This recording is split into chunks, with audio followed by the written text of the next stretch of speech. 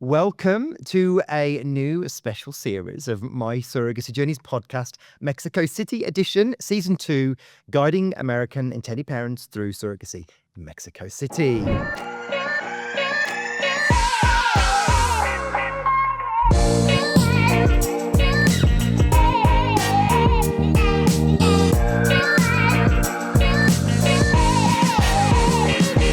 How are you doing? Welcome back to another phenomenal episode on a topic which I know is going to be really interesting for you. I'm not going to spoil it just yet, but let's just talk about who we've got with us today. I'm Michael, so I'm one of the co-founders here at My Surrogacy Journey. You've heard me enough now, but me and my husband have got children through surrogacy, both in the UK, and we're on a journey here in Mexico. Yeah, and I'm Jess, and again, hopefully I'm becoming familiar to you for better or for worse.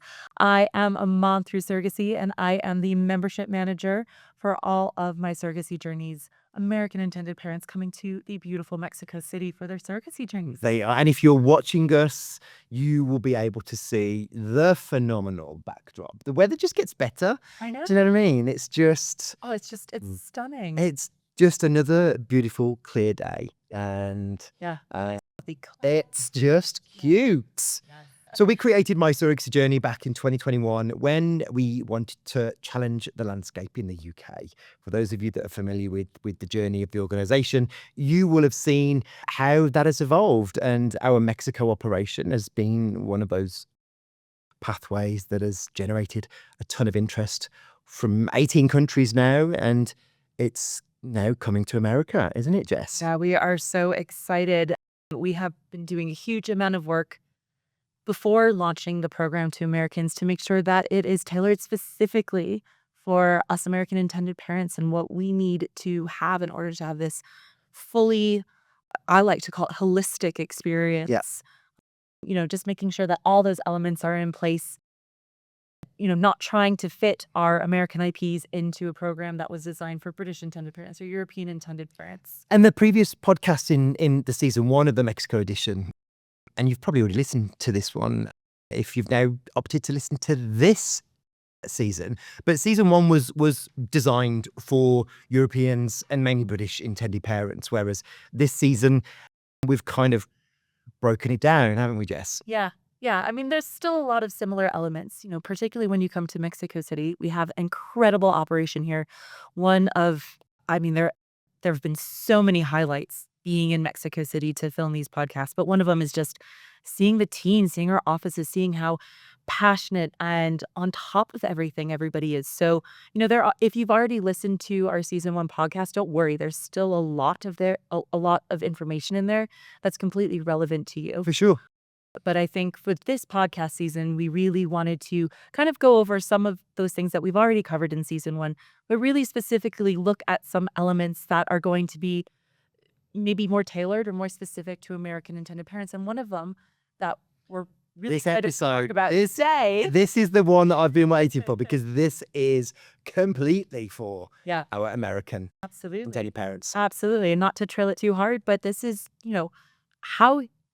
what are your options to fund this journey? We know that surrogacy is expensive, and one of the many benefits of our Mexico City program is that it is much more affordable than a US journey would be. But that doesn't mean it's pocket change, right? It's still going to be an outlay for people, and and it's still a significant sum of money. Let's not hide behind that. No. It's still an investment. for sure. Yeah. It's just, there is just a significant saving. Yeah. Whether you were going to do or couldn't do a domestic journey in the US. Exactly. And hopefully that savings differential means that, it's going to be enough to make it affordable. And even if you don't necessarily have that amount of money in your bank account ready to go, and most of you won't. I don't. I would love to have that many zeros in my bank account. I certainly I think don't. I've got a minus right now, if I'm being totally truthful. Maybe Wes is going to kill me for sharing that. Maybe I haven't. Well, you've been shopping in Mexico. It's because I've been shopping, and you can probably hear the other voice in this podcast already on. And if you're watching, you can see his fabulous face. Yeah. Just tell us who we've got with us today. So we have Brian Rubio, who is from Sunfish. And he is what can you introduce yourself? Actually, look, so I don't put words into your mouth. No, first of all, welcome. Thank you for having me. I'm You're welcome. excited for this for the last couple of months since you guys invited me. So just so looking forward to speaking to people about just the different options and the different path to thinking about even how to pay for a surrogacy journey. My name is Brian Rubio. I work for Sunfish. We are really there to help people get past the emotional, financial, and logistical challenges that come with planning for surrogacy or any type of fertility journey, really. We do that through really providing multiple financial options to our members. And some of that comes through loans, which we're going to talk about today. Some of them are an all-inclusive IVF bundle that we work with very selective IVF clinic partners to do. But ultimately, our main mission is just to reduce the barriers of creating a family, Speaking a language. trying to reduce the costs. So that's what we do at Sunfish, and just happy to be here. And thank you. And me personally, I've been following Sunfish for quite a while in terms of the work that's been done and the value proposition and how different and how refreshing having Sunfish in the market and what it's doing and how it's supporting Americans. I've certainly seen how it's growing and how it's developing. And we're thrilled to be partnering with Sunfish to be helping and supporting our American members. And even more so, and I hope you don't mind me bringing this up, but would you mind sharing your personal background and kind of Yes. what brings You don't mind. you to Sunfish and doing the work that you do? Sure. Yeah. So my background really is financial services. I've been really for the past 20 plus years. That probably tells you how old I am for this. You look 15. Don't look it. This is not fair how good and young you look. No, but my background really was financial services. I ran consumer banking for a bank in New York for about 10 years and then built a lending portfolio for a fintech lender for the other 10 and ran across Sunfish. During that time, I went through 2 surrogacy journeys myself. So this was always sort of a passion. My partner is also a parentologist, so he was a high-risk OB. So had a little familiarity with sort of like the fertility space a little bit, but also just experience in the journey. And so came across Sunfish and immediately just fell in love with the mission and really, understanding what we were trying to do. And so I left that world and came over to Sunfish to continue to build out Sunfish and just, come up with more solutions and ways to help people finance this type of journey. So Yeah. It kind of, the thread that you see with the guests and the people that we're bringing together here is when we've all got that same intersection, regardless of who we love or how we identify. When we have that intersection of surrogacy, it changes all of us, doesn't it? It kind of, we know that there are so many barriers for people, or there are so many things to fix, or there are so many bits of education to do. And whether it's documenting your journey on Instagram or changing a career path and, continuing to really help normalize the topic, but also help people have what we've all different got. knowledge of different parts of the journey. Yeah. So, there's so much education, there's so many things to learn along the way. And hopefully, somebody has a little bit of expertise, right, in one part of the journey, but in some cases people don't have any. And financial just planning in this space in general is just not something that's taught, right? It's a lot of, And it's so overwhelming though. yeah. It can be. And it's not a topic that everybody feels comfortable with. I mean, I think, I love what you said, normalizing this conversation about the finances involved. This is not just going down the street and getting a Starbucks or, cutting back on your avocado consumption to save money, right? This is a significant part of your journey, but it's one that not everybody feels comfortable talking about openly. There's a lot of vulnerability, and dependent upon who the person is and what type of journey it is, that could also exacerbate like even more so if somebody's gone through, infertility, for example. Yeah. So there's a lot of emotion, a lot of things that happen even something before people like start considering financing or figuring out like, oh, hey, I need to actually start educating myself on what this means, not even for just now, but also for the future, hopefully post. And I think it's probably fair to say that a lot of people do have to finance some of their journey because of the cost of third party care in the US. Those dollars aren't just sitting in someone's bank account freely. So like, people do have to find a way to borrow, or whether that's family or whether that's from a lender. It's quite common. Yeah, It is. And I think the ultimate sort of like knee-jerk reaction is, hey, there's this amount that I've been presented and I need to go find this entire lump sum of money. How am I going to do that? Let me go take out one loan for this one lump sum of money. And so I think people automatically sometimes go right into that versus really pausing for a second and thinking about, okay, what is the journey? What are the steps in the journey? How can I finance this one? Just thinking through holistically, like, everything that I have, or how what can I phase it? or phase it or whatnot. And so I think, we spend a lot of time at Sunfish when we do talk to intended parents about just that, like talking through that a little bit to kind of reduce that stress and just be thinking a little bit differently outside of just taking out one large loan, which is very, very expensive, like in today's, interest rate environment. Absolutely. Amazing. So when you talk to intended parents, can you tell us kind of what are some of the things that you talk about in those initial conversations with them? First, I always just try to relate because it's one of those things that when you do get on the phone with a stranger, or sometimes we do a lot of video calls or face to face, there's a lot of emotion to just even get on that call. And talking about finances isn't always easy for people to do. Right. It's a whole other topic that's uncomfortable. Yeah. Yeah. And so there's a lot of emotion about just the journey itself.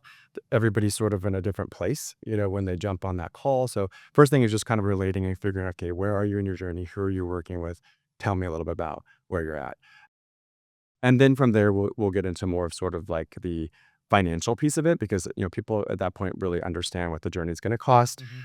But it's like, I think part of it is really they're coming to help to say, okay, how can I get this done? Even outside of just saying, hey, I need this money. So we spent a lot of time next in talking about, well, what have you thought about? How are you thinking today that you're going to get there? What loan amount do you think you need to get? And so that'll lead into just a deeper conversation about, is it possible? Like, we'll run down, a number of different options of how to fund something so we can get to the lowest loan amount possible, which is going to, lead to higher approval rates and more affordability, pre and post journey. So a lot of those things you're just not thinking through, and when you get that price sheet and you're like, hey, I need this loan. So that's really what we're doing, is having a little bit deeper conversation and helping navigate that a little bit. Amazing. And when you're talking intended parents through their options to try and get that ultimate funding amount down, what are some of the things that they should be looking at or considering besides just,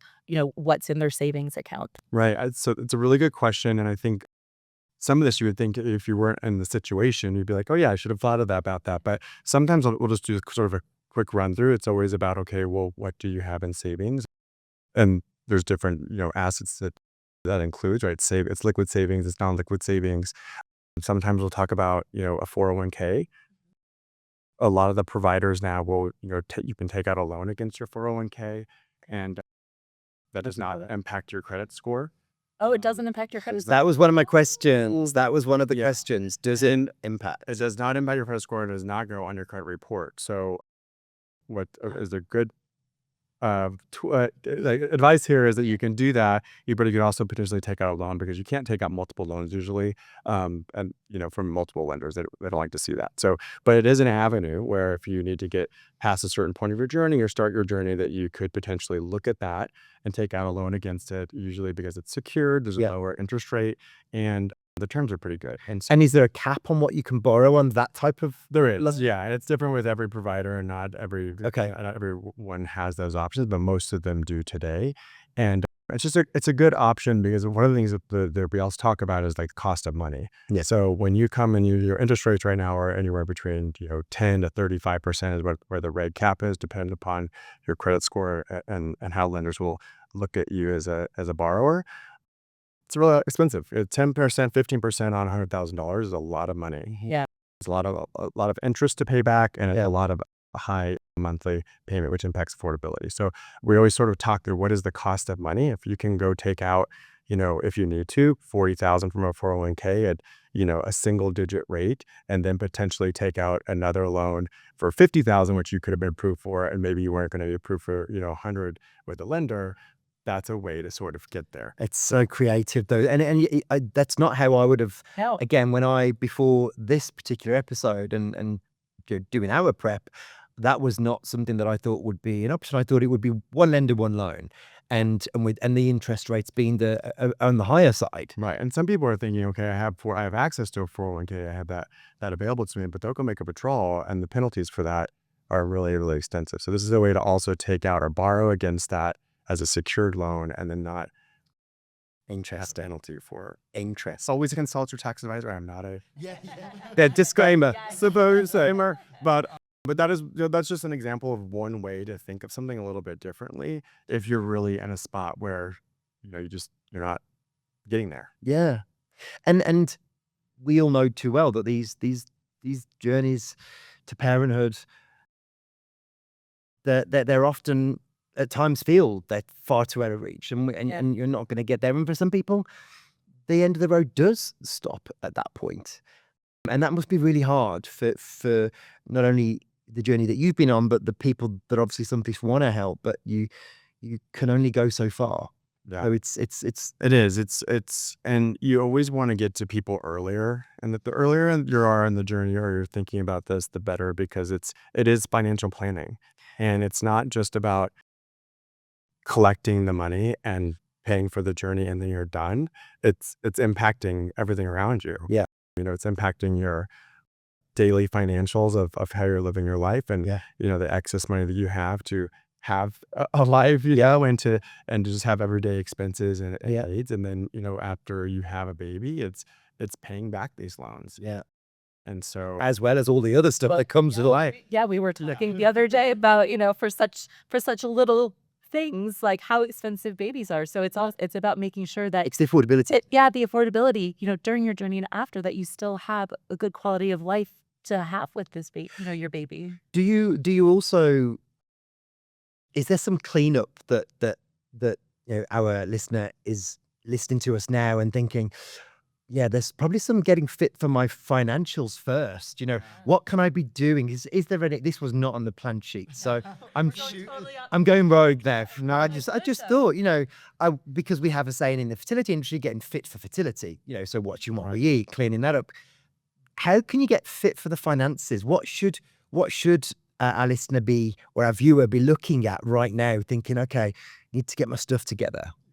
first thing is always just, you should do a spot check on your credit report just to make sure, what do things look like on your credit report. You can get your credit score now. A lot of credit card companies and apps, you can kind of get the servicing to get that very quickly. If your credit score, looks lower than you think it should be, definitely get a full report from any of the credit bureaus. Those are normally free to do. Yeah. And then, just sort of look at what's on your report. So if you've got time to clean up your credit, and your journey is a year or two out and there's a little bit of a blemish there, it's very, easy to actually start improving your credit score easier. It's, looking if there's any negative records and working with any of those, lenders or whoever those companies are that may have a negative record of cleaning those up. Mm-hmm. It's making sure you don't have a ton of inquiries. So if you're out there panicking, you're trying to apply for all these loans and thinking hey, I need to see what's out there, I would not recommend doing that. Too many searches on your reports. New searches, and just making sure you're keeping your credit card balances below the 25-35% mark. That's probably one of the biggest areas that if you have, over 50% credit usage, that really, really dings your credit score. So you can sometimes see a credit score, to 20, 40 bips by just bringing down credit card balances. So a lot of just that prep of saying, hey, what does my credit look like?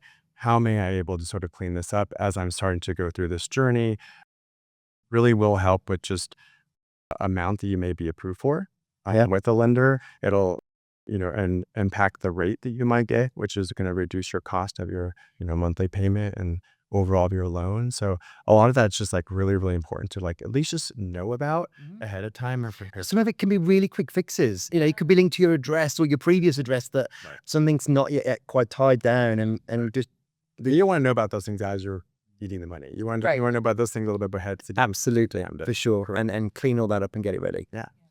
That I asked. No, that was a great Did you like that? No, I did. The rest was you. That's my contribution. I don't know if there's any other rogue questions I would be able to answer than that. But I'm thinking of rogue stuff. I'm gonna. Well, I guess, kind of while we're on the topic of rogue, it's not totally rogue, but, so looking at your credit score, getting yourself really fit in terms of finances, doing some creative thinking like 401k. Is there anything else that, might be a little bit, again, outside the box that intended parents might not have thought of when it comes to funding their journey? Education, right? And then what your journey looks like, what the times look like. Every case is a little bit unique, but I think really understanding when is money due and when do you need to have payment for those. So, and sometimes that looks differently, it looks different. So, and also just thinking about ahead about what does your sort of life look like in the next year or two. Sometimes it's if you've got time to make payments, you may be coming up to the end of the year, maybe you're getting, an annual bonus. Yeah. And maybe you're able to use that, not take out, that, whatever that amount is. Let's say it's 30,000, right now, save yourself that, right? You've broken it down.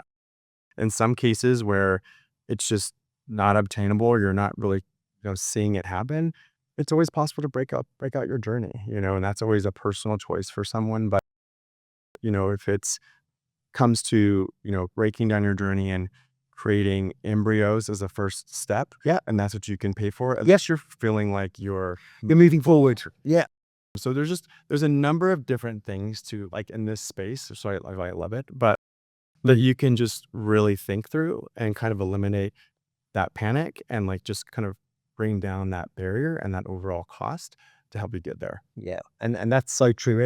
And that's true to how we structure people's surrogacy journeys at My Surrogacy Journey. There are 7 key stages of which we prepare people to parenthood. And, that very first part is getting started. Then it's creating your embryos. Yeah. So it's then looking at those elements, because whilst you're moving through our pathway, which all technically still run in parallel. So you can still do stage 6 before stage 2. But what's great there from what you just said is you can have a break and have a pause, or you can, relook at your lifestyle. Do you need your 2 cars? I know when we were funding our journey, we cut down on holidays. We sold one of our cars. We worked really hard to save our bonuses.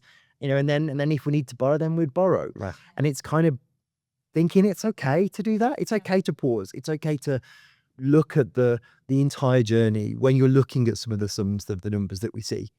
We're doing domestic journeys in particular. So one of the questions that we had, and forgive me if this is not necessarily your area of expertise, but when intended parents come and speak to you, do many of them have health insurance or workplace benefits that can be rolled into funding their journey? It's a really good question. It's really, really tough on the surrogacy journey, as you know, especially depending upon who the intended parent is. That a lot of time we see is that there's no coverage because it's not the primary patient who's going through the process. But nonetheless, we always make sure, just check, you know what I mean? Just check. Also with employers, a lot more employers are having some sort of benefit, sometimes for surrogacy. And even if people have checked and they don't, I always say advocate for it. Yeah. Because the more people who say, hey, this is something, a benefit that I would like to have, an employer, that it is potential that they will, activate something like that as an employer benefit. And we have seen that increase more and more now. Certainly we have tons of members that are coming through that have a family building benefit. And it might not be anywhere near to cover the full cost, but it might cover the cost of membership or IVF. And every little bit helps in this journey, doesn't it? It really does, yeah. Yeah, whatever it is. It sounds to me like the more diverse options you have, the better, because then all of those can combine together and hopefully bring, if you do need a loan, it can hopefully bring whatever that loan amount is down, which is really sounds like the ultimate goal. Ultimately, we're trying to reduce cost, and the cost, a big part of that cost is interest. Yeah. So exactly right. Amazing. Well, Now lending, Jake. I'm on it today. I am gonna make sure my balances are below that number. I'm definitely gonna be not spending so much when I'm here. When you come to Mexico City, you can't help but spend money here because it's phenomenal. Whether it's the food or whether it's the shopping, Oh my it's my poor cards. Well, especially if you're shopping in Polanco. Yeah, the shopping in Polanco is next level. So Wes will kill me. So, what makes Sunfish different from going to a broker or going to someone else that might be in their network? Why Sunfish? A big piece of it is just the trust and the relationship that we build and help just educating, again, sort of everything we talked about today, just through the process and think things through differently. Yeah. But we also work with a cohort of lenders that want to lend in the fertility space and not. That's hard. Is that hard to find? It has been hard to find, but they are out there, and we partner with them, and I think it will become more common. There's just is a huge opportunity. We know it's a very growing space, so I'm hopeful that lenders will continue to open up and provide more options. But that is one of the differentiations of us, is that we do work with a cohort of lenders that do want to operate in this space, and we're constantly looking for lenders that want to provide great terms, and we have unsecured and we have secured. So there's a lot of different options, and also dependent upon, we talked about earlier, just dependent upon where somebody is. And as far as near prime or prime, we have lenders that kind of operate in all of those spaces. So even if your credit is not perfect, but you really do need a loan, that hopefully there's a lender that will be willing to provide you. And is there a benefit for intended parents getting a fertility specific loan versus just like a general loan? It's a personal loan that's out there. That's how lenders will look at it. So I don't think there's anything unique about a fertility loan. Most lenders that are out there in the U.S. just look at it as a personal loan. But you have a network of which Sunfish is built that is connected to the sector, where maybe treatment costs have been considered to be more cost effective, or where partners are working within the sector. So there's that. It's a one place to go. So Yeah. you're not having, as we talked about earlier, going out and like panicking, looking at multiple lenders and applying for multiple loans. It's a centralized place to come. Yeah. Look to see what loans are available for you. We work with the lenders for discounted pricing, and so that's really sort of another advantage. Where some of the savings are. Yeah. Right. Jess, do you know why Sunfish? Do you know what a Sunfish is and why? Do I know what a sunfish is? Like the actual fish? Yes. Do you know why there's a link to fertility? That I don't.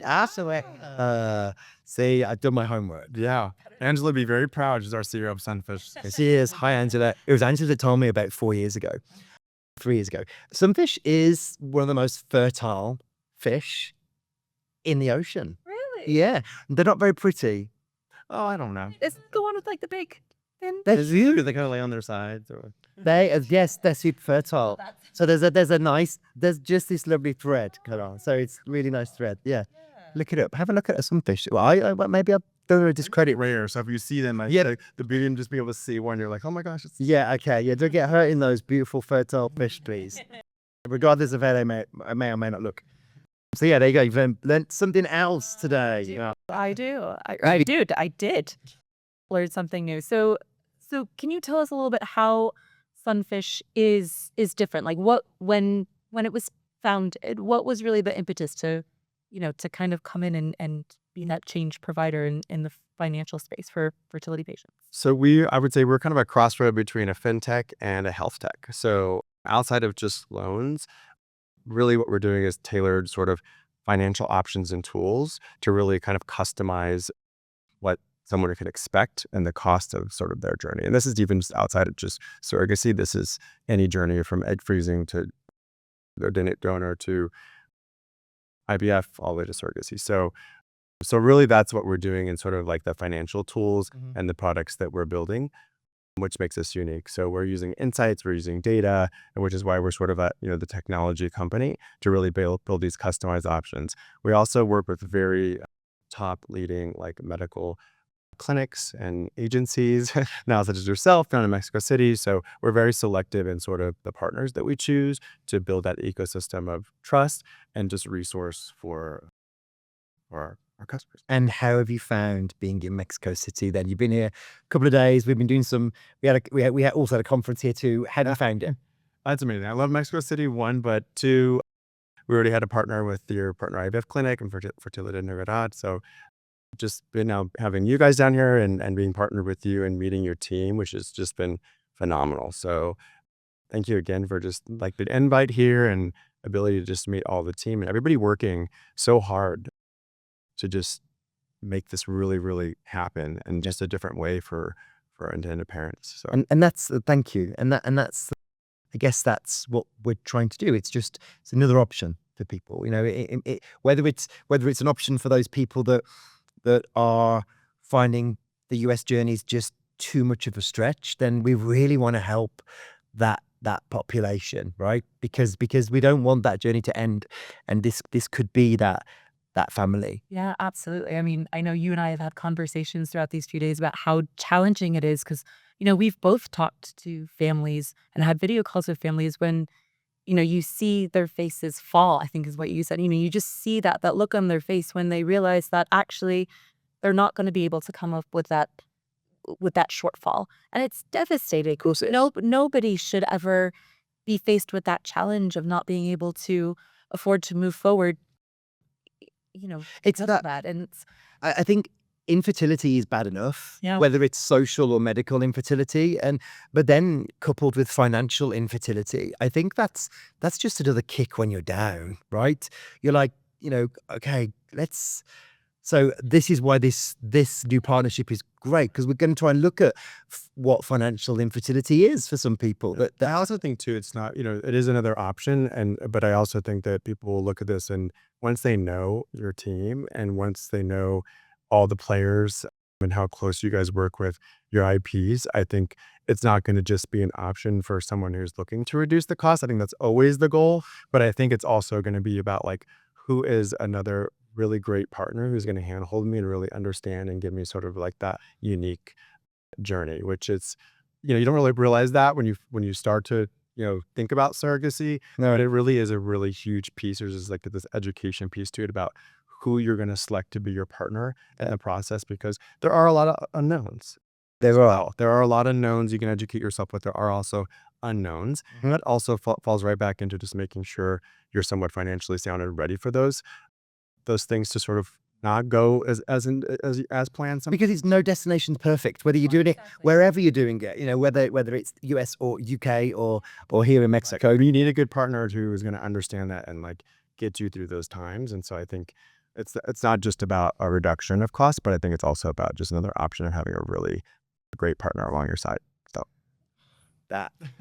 that's what I've learned over the last couple of days. And you know what? And it's closing lines like that I get excited about, because I'm like, that was perfect. wasn't even in the I know. We have gone wrong. No, he's not been paid. No. Well, I don't know how we're gonna. I mean, I think it's time. Look, I hope wherever you've listened to us from today, whether you've just gone out to walk the dog or you've gone for a run or you're in the gym or whatever, I hope it's been useful, and I hope it shows you the level of considered approach and experts that we're bringing together in our partner network to make this happen, whether it is another option or whether it is the only option. We know that we've spent a lot of time working through our partner network, as have Sunfish, to ensure that you, our member, is looked after. Yeah, and what I think is so great about Sunfish and the conversations and the options that you're providing to intended parents is, yes, that partnership, but also kind of creativity, looking at how intended parents can better their financial health just in general in order to make the journey more accessible. You're not just out there to try and get them the biggest loan possible. You're out It's the opposite almost. It is the opposite. It's how can we make this more viable for you and for your future family? Yeah. So that the outcome is the best for everybody. And I love that ethos, and I think it's That was my favorite part. Yeah. If I'm taking we always do our takeaway at the end of the episode. And for me, my favorite takeaway was just doing that health check of your finances first, pre-journey. Yes. You know, and that might be a year before you begin to clean up your credit score, and just thinking that what are these sort of changes that I can do. That was interesting, and the creative ways of how you can lend at much lower rates if that's even possible. And these are pet partnerships. Honestly, it's a win-win for everybody because you're getting that education, you're putting yourself in the best position. Yeah. But you're also, having a really great experience along the way, which is ultimately what you want. And the surrogacy journey is such a cool thing to do. And once you get those babies in your hands, it changes your world. So it's changed all of our lives and our worlds, and then the ripple of all of the people around us that have been impacted by these gorgeous humans. Yeah. Favorite takeaway, Jess? Oh my gosh. Well, besides what we just mentioned, because you totally sold. Yeah, and I took more than one. I'm sorry. Sorry. I also just think, talking about finances can be such a stigma for some people and a really uncomfortable conversation. I don't know why it is, but it is. And Even between couples. even between couples, between friends, it just is. And I love the fact that we had you on this podcast to talk so openly about it and to really try and give intended parents a sense of what they can start to do now, but also hopefully just kind of break down those barriers and that stigma so that people know it's okay to talk about it. This is a huge outlay. People talk about their mortgages, people talk about, school loans and stuff like that. Fertility is a huge expense. And actually, it's not something that anybody should be ashamed of or be afraid to talk about how they're going to fund this huge journey. Right. Yeah, and I think it goes beyond what I said earlier of normalizing it. Let's usualize it. Yes. Let's talking about our finances, what we can and can't afford, let's usualize that topic, because it's just gonna make the anxiety just less and less of when that's needed to. Right. Not make a really poor decision that's just going to really negatively impact you for a long time. Yeah. Absolutely. And this is why we felt it was a really important episode to talk about within our community, as there is a ton of misinformation out there, not only in our space, but then in the finances space. So Some misinformation and just assumptions. Yeah, for sure. Absolutely. So don't forget, there is another episode wherever you're getting your fixes from, whether it's Spotify, Apple Podcasts, Google, or whether you're watching us on YouTube. Don't forget to click subscribe and whack that notification bell to stay updated for more information. Absolutely. And if you want more information about any of our services or pathway, if you want to schedule a time to speak with me or any of the team, please head over to www.mysurrogacyjourney.com, because we would love to help you figure out the best way to build your family. And obviously, we will also provide links to speak with Brian and his team at Funfish. And it's all in the show notes as well. So there you'll find links directly to Sunfish. So yeah, check them out too. So thank you for taking the time to listen and watch today. Thank you to you, Brian, for coming along. Yes. Don't forget to do all of the usual stuff, like I said, subscribing, etc. Thank you so much for listening, everybody. Thank you for watching us. Goodbye. See you again soon. Hasta luego. Hasta luego.